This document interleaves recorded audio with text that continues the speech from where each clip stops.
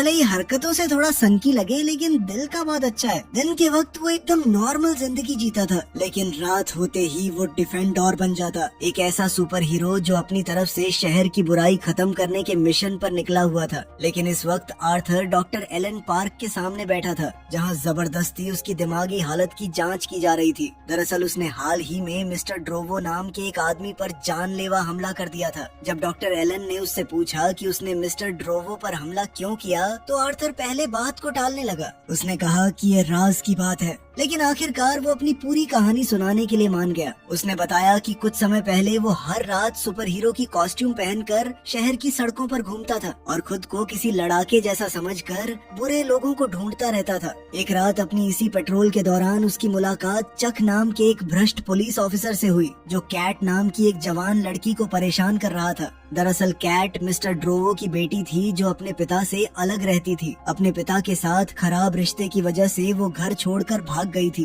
और गुजारा करने के लिए सड़कों पर रहने लगी थी। वहीं दूसरी तरफ आर्थर कई सालों से एक ऐसे शख्स की तलाश में था जिसे वो कैप्टन इंडस्ट्री के नाम से जानता था। आर्थर को लगता था कि उसी आदमी ने उसकी मां की जान ली थी। उसे पूरा यकीन था कि शहर में फैली हर बुराई की जड़ वही शख्स था। इसीलिए उसने चक से उसके बारे में पूछताछ की, लेकिन चक को न तो कैप्टन इंडस्ट्री के बारे में कुछ पता था और न ही वो आर्थर की बातों को गंभीरता से ले रहा था। उल्टा वो उसका मजाक उड़ाने लगा। ये देखकर आर्थर का सालों से दबा हुआ गुस्सा फूट पड़ा। उसने तुरंत कैट को वहाँ से भागने के लिए कहा और फिर चक पर टूट पड़ा। सालों का दर्द और गुस्सा उसके हर वार में साफ नजर आ रहा था। इस सब के बाद आर्थर ने दोबारा अपनी आम जिंदगी जीने की कोशिश की। वो अपनी नौकरी पर जाने से पहले एक डाइनर में कुछ खाने के लिए रुक गया, लेकिन जैसे ही वो आराम से बैठकर खाना खा रहा था, तभी एक पुलिस ऑफिसर उस रेस्टोरेंट के अंदर आ गया। कुछ ही देर बाद उस पुलिस वाले को रेडियो पर कॉल मिली कि आर्थर पर चक नाम के पुलिस वाले पर हमला करने का इल्जाम था। ये सुनते ही ऑफिसर ने चुपचाप बैकअप के लिए सिग्नल भेज दिया। कुछ ही मिनट्स में और पुलिस वाले डाइनर को चारों तरफ से घेर चुके थे।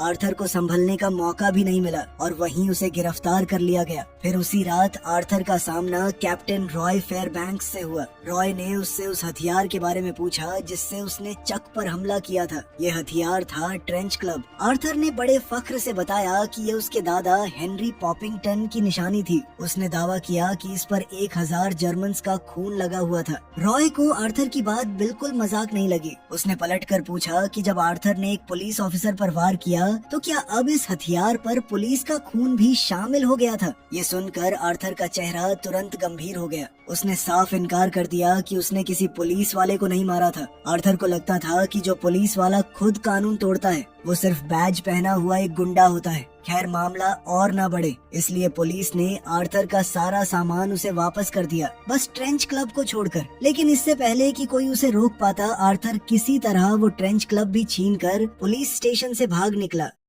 अब प्रेजेंट में दिमागी जांच के दौरान आर्थर कुछ देर के लिए ख्यालों में खो गया था, पर डॉक्टर एलन ने नरमी से उसका ध्यान वापस खींचा। उन्होंने आर्थर को यकीन दिलाया कि वो जो भी कहेगा वो सिर्फ जज तक ही पहुंचेगा। ये सुनकर आर्थर शांत हो गया और अपनी कहानी आगे बताने लगा। उसने बताया कि उसने चक और उसकी टीम को एक छोटे लड़के को परेशान करते हुए देखा था। तब आर्थर तुरंत उनके सामने खड़ा हो गया और बोला, बच्चे को क्या परेशान कर रहा है बे? अपने साइज के आदमी से पंगा लेना। चक ने उसे तुरंत पहचान लिया। उसने तुरंत बताया कि ये तो वही आदमी है जिसने मेरे ऊपर हमला किया था। फिर अपने साथियों से घिरा हुआ चक आर्थर का मजाक उड़ाने लगा। इस पोपलू सी शक्ल वाले को लगता है ये बैटमैन है, दुनिया को बचाने का ठेका भाई ने ले रखा है। लेकिन इतने लोगों से घिरे होने के बावजूद भी आर्थर पीछे नहीं हटा। बिना ज्यादा सोचते हुए उसने कीड़ों से भरा एक जार चक की तरफ फेंक दिया और अपनी जान बचाने के लिए वहाँ से भाग निकला। बदकिस्मती से जैसे ही आर्थर अपने ट्रक में बैठने वाला था, तभी चक के आदमियों ने उसे घेर लिया और बेरहमी से पीटना शुरू कर दिया। मार खाने के बाद आर्थर बुरी तरह जख्मी हो चुका था। चक्कर खाते हुए वो एक हेलुसिनेशन में चला गया, जहाँ उसे अपनी माँ फे की वो पुरानी याद दिखने लगी,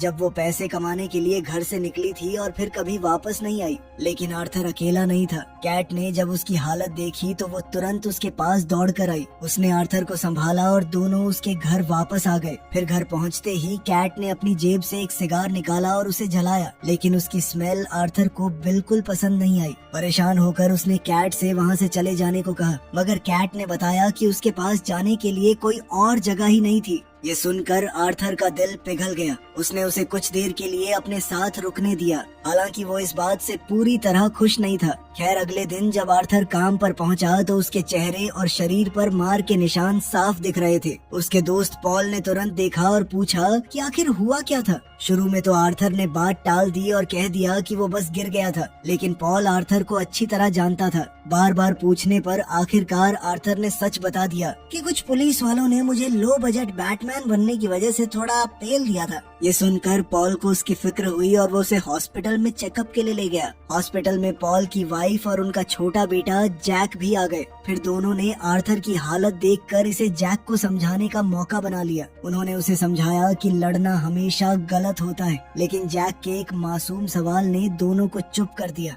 मम्मा, अगर किसी को बचाने के लिए लड़ना पड़े तो क्या तब भी लड़ना गलत है? उधर अपने ऑफिस में कैप्टन रॉय को एक खुफिया फोन कॉल मिली। कॉलर ने उसे बाइकर्स से जुड़ी एक परेशानी के बारे में वार्निंग दी, लेकिन रॉय बिल्कुल भी घबराया नहीं। उसने आराम से जवाब दिया कि सब कुछ कंट्रोल में था। असल में उसके अंडरकवर ऑफिसर्स पहले ही बाइकर्स के बीच घुस चुके थे। साथ ही उन्होंने रिकॉर्डिंग डिवाइसेस भी लगा रखे थे। फोन रखने के कुछ ही पल बाद चक उसके ऑफिस में आ गया। बड़े आराम से उसने रॉय से बाइकर्स के बारे में पूछा, लेकिन रॉय ने बिना अपना एक्सप्रेशन बदले ऐसे दिखाया जैसे उसे इस बारे में कुछ भी पता न हो, और उसने चक के सवाल को पूरी तरह नजरअंदाज कर दिया। खैर अगले दिन कैट ने आर्थर से पूछा कि आखिर उसके डिफेंडर बनने के पीछे मकसद क्या था। आर्थर ने बताया कि वो एक आदमी की तलाश में था जिसे वो कैप्टन इंडस्ट्री के नाम से जानता था। आर्थर को लगता था कि शहर में फैली हर बुराई, चाहे वो ड्रग ट्रैफिकिंग हो या इंसानों का शोषण, सबके पीछे वही शख्स था।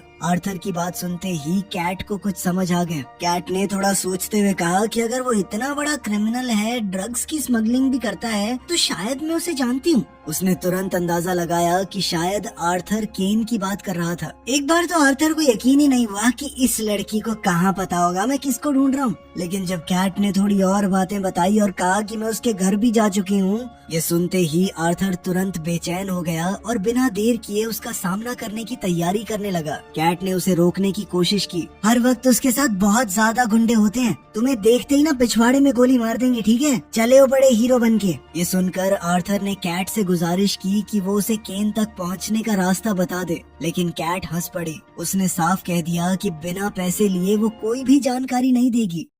फिर उसी रात कैट चुपके से आर्थर का सामान खंगालने लगी, लेकिन आर्थर ने उसे रंगे हाथ पकड़ लिया। गुस्से में उसने कैट से कहा कि वो चुपचाप जाकर सो जाए। फिर रात बढ़ती गई और आर्थर को कैट के बारे में कुछ अजीब बातें समझ आने लगी। वो एक तो झूठ बोलने में बहुत अच्छी थी, दूसरा उसे बातें घुमानी बहुत अच्छी आती थी। लेकिन अब जब आर्थर को उसकी झूठ बोलने की आदत का पता चल चुका था, तो वो ये सोचने से भी खुद को रोक नहीं पाया कि ये केन के बारे में सच बोल रही थी या नहीं। आखिरकार कैट ने मान लिया कि उसे केन के बारे में ज्यादा कुछ पता नहीं था। जब वो उससे मिली थी तब उसकी आंखों पर पट्टी बंधी हुई थी, इसलिए वो उसका ठिकाना तो ढंग से नहीं देख पाई। फिर भी उसने आर्थर को एक रास्ता बताया। अगर उसे केन तक पहुंचना है तो सबसे पहले उसे चक को ढूंढना होगा। आर्थर ने पूछा कि वो उसे कहाँ मिलेगा। तब कैट ने बताया कि उसे वो क्लब हाउस पता था जहाँ चक अक्सर अपना वक्त बिताता है, खासकर अब जब उसकी बीवी ने उसे घर से निकाल दिया है। फिर कुछ ही देर बाद आर्थर सीधा उस क्लब हाउस पहुंच गया।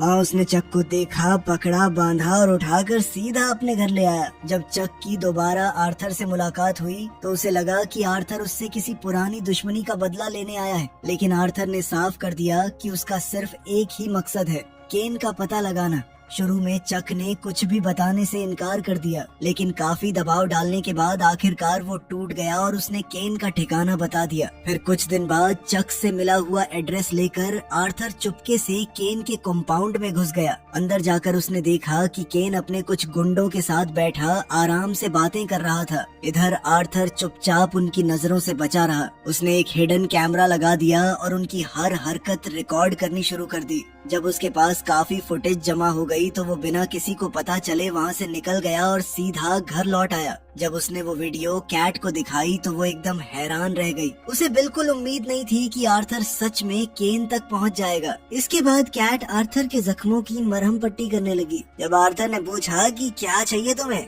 इतनी अच्छी क्यों बन रही हो, तो कैट ने बेधड़क होके कहा कि पैसे चाहिए थोड़े से। पैसे आते हैं तो थोड़ी देर के लिए अपनी बुरी यादें भूल जाती हूँ। ये सुनकर वो पूछने लगा कि ऐसी क्या बुरी यादें हैं तुम्हारी, क्या भूलना चाहती हो तुम। लेकिन कैट ने इस सवाल का कोई जवाब नहीं दिया। उल्टा उसने आर्थर से ही पूछ लिया, तुम हमेशा सुपर हीरो की तरह कपड़े क्यों पहनते हो। इस पर आर्थर ने मुस्कुराते हुए कहा कि मुझे आर्थर बनने से ज्यादा डिफेंडर बनना पसंद है। अगली रात आर्थर एक बार फिर चुपके से उस क्लब हाउस में घुस गया जहाँ केन और उसके आदमी एक और सीक्रेट मीटिंग कर रहे थे। इस बार उसका मकसद उनके जुर्मों के और सबूत इकट्ठा करना था। वो छुपकर सब कुछ रिकॉर्ड ही कर रहा था कि अचानक केन की नजर उस पर पड़ गई। इसके बाद आर्थर का पीछा किया गया, लेकिन किस्मत से वो किसी तरह वहाँ से बचकर निकल गया। फिर सीधा कैप्टन रॉय के पास पहुंचकर उसने सारी वीडियो फुटेज दिखाई। आर्थर को यकीन था कि इतने सबूत अपराधियों को गिरफ्तार करवाने के लिए काफी होंगे। उसने रॉय को ये भी बताया कि उन वीडियोस में चक भी साफ नजर आ रहा था, लेकिन रॉय ने सारे सबूतों को नजरअंदाज कर दिया। उसका कहना था कि सिर्फ वीडियो फुटेज किसी को दोषी साबित करने के लिए काफी नहीं थी, और हो सकता था कि वीडियो में दिखने वाला आदमी चक हो ही ना। असल में सच तो ये था कि रॉय चक को बचाने की कोशिश कर रहा था, लेकिन आर्थर उसकी चाल समझ चुका था और बिना बहस किए वहाँ से निकल गया। घर पहुँचते ही उसने कैट से कहा कि अगर केन को बेनकाब करना है तो उन्हें और भी वीडियो टेप्स की जरूरत पड़ेगी, ताकि इस बार उनके पास मजबूत सबूत हो। फिर आर्थर ने कैट को कुछ पैसे दिए ताकि वो कुछ VHS टेप्स खरीद सके, और वो उन्हें लेने निकल गई। कुछ ही देर बाद पॉल की मुलाकात कैट से हो गई। थोड़ा हैरान होकर उसने आर्थर से पूछा कि ये लड़की कौन थी और वो इतनी पुरानी सुनसान वर्कशॉप में क्यों रह रहा था। पॉल ने उसे सलाह दी कि वो उसके साथ आकर रहे, लेकिन आर्थर ने साफ मना कर दिया। फिर भी एक सच्चे दोस्त की तरह पॉल ने अपना फोन आर्थर को दे दिया और कहा, अगर कभी किसी मुसीबत में फंस जाओ या मदद की जरूरत पड़े तो मुझे जरूर कॉल करना। अब आर्थर की कहानी सुनने के बाद डॉक्टर एलन को लगने लगा कि आर्थर दिल का बुरा इंसान तो नहीं है, लेकिन एक बात अब भी उनकी समझ से बाहर थी। आखिर उसने मिस्टर ड्रोवर पर हमला क्यों किया।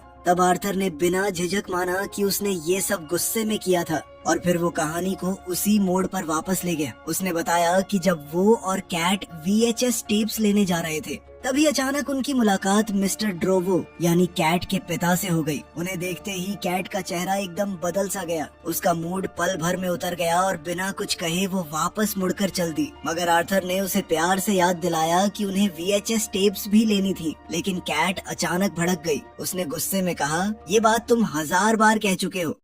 फिर उसी शाम कैट वापस आई और VHS टेप्स भी ले आई, लेकिन अपने पिता से हुई मुलाकात का असर उसके चेहरे पर साफ दिख रहा था। उसका मन बहुत बेचैन था। खुद को शांत करने के लिए उसने एक जॉइंट जला ली। ये देखकर आर्थर बिल्कुल खुश नहीं हुआ। उसने कैट को याद दिलाया कि उसने स्मोकिंग छोड़ने का वादा किया था, लेकिन कैट ने ठंडे लहजे में कह दिया कि उसने ऐसा कोई वादा कभी किया ही नहीं था। अब आर्थर ने तुरंत उसके हाथ से जॉइंट छीन लिया और कहा कि मैं सिर्फ तुम्हारी मदद करना चाहता हूँ। ये सुनकर कैट और भी गुस्से में आ गई। उसने आर्थर को जोर से धक्का दिया और कहा कि वो उसे अकेला छोड़ दे। फिर जब आर्थर वहाँ से निकल रहा था, तभी अचानक उसका सामना केन के गुंडों से हो गया। लेकिन इस बार आर्थर पहले वाला कमजोर आदमी नहीं था। इस बार वो पूरी तैयारी के साथ आया था, हाथ में अपना हथियार लिए। उसने बिना एक भी पल गवाए उनके ऊपर हमला कर दिया। फिर आर्थर ने एक एक करके सबका डटकर सामना किया, लेकिन लड़ाई के बीच एक गुंडे ने पीछे से उसे चाकू मार दिया। इसके बाद भी आर्थर ने हार नहीं मानी।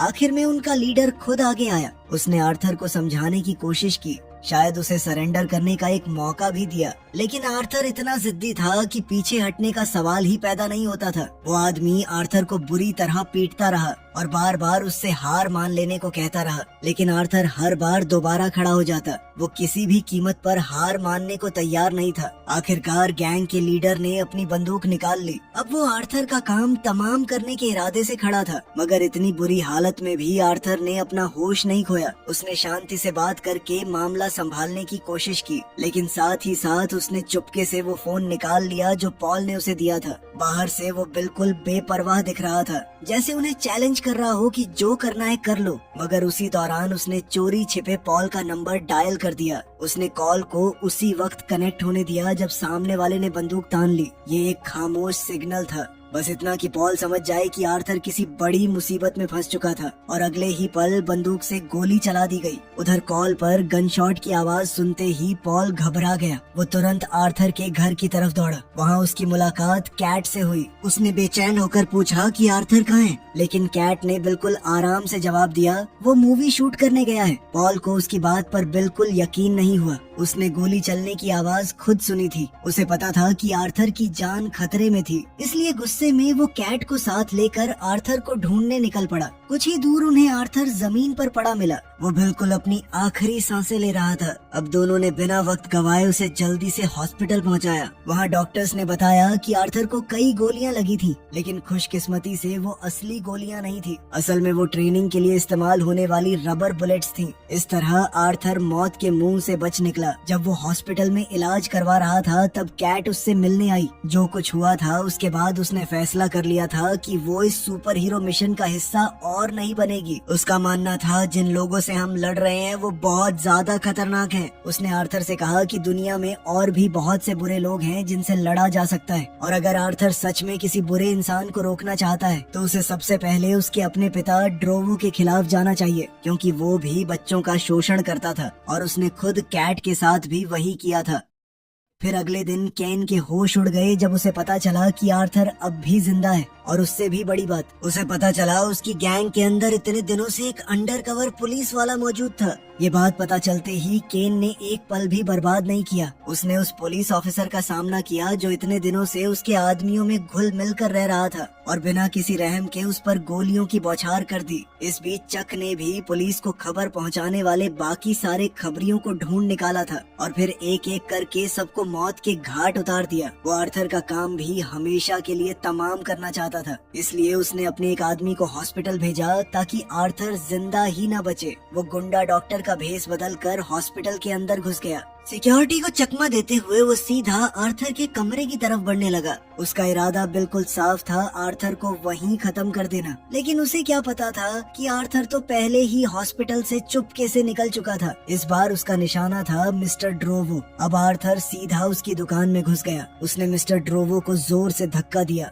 जिससे वो शीशे का दरवाजा तोड़ते हुए बाहर जा गिरा। इसके बाद आर्थर ने उसे घसीटकर बाहर रखे कचरे के डिब्बे में फेंक दिया। इसी हमले की वजह से आर्थर को गिरफ्तार कर लिया गया और उसका दिमागी टेस्ट करवाने के लिए डॉक्टर एलन के पास भेज दिया गया। आर्थर का मानना था कि सिस्टम इतना बेरहम है कि मैं जेल में बंद हूँ, जबकि वो आदमी जिसने मेरी माँ की जान ली थी वो खुलेआम घूम रहा है। डॉक्टर एलन ने जब इस बारे में और पूछा तो आर्थर ने बताया कि उसके दादा हेनरी ने ही उसे बताया था कि कैप्टन इंडस्ट्री ही उसकी माँ की मौत का जिम्मेदार है। फिर बाद में आर्थर को कोर्ट में पेश किया गया। उसने किसी भी लॉयर की मदद लेने से साफ इनकार कर दिया था। तब उसका दोस्त पॉल उसकी तरफ से बोलने के लिए आगे आया। पॉल ने जज को बताया कि आर्थर पिछले 5 सालों से उसके साथ काम कर रहा है और वो दिल का बहुत अच्छा इंसान है, लेकिन उसने ये भी माना कि आर्थर मानसिक रूप से पूरी तरह ठीक नहीं था। इन सब बातों को ध्यान में रखते हुए जज ने फैसला सुनाया कि आर्थर को पहले पूरा साइकोलॉजिकल इवैल्यूएशन करवाना होगा।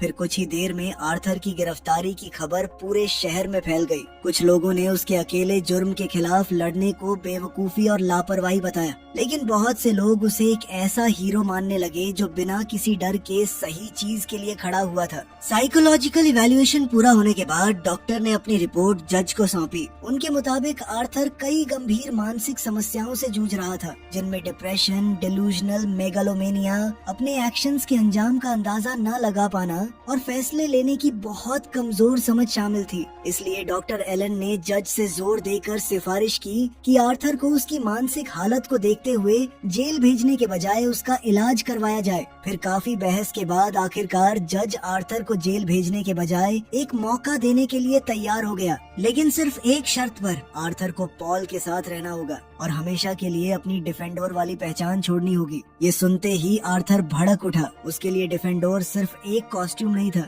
बल्कि उसकी पहचान बन चुकी थी। पॉल ने उसे समझाने की पूरी कोशिश की, भाई अगर तू जेल जाने से बचना चाहता है तो इस शर्त को मानने के अलावा तेरे पास कोई रास्ता नहीं है।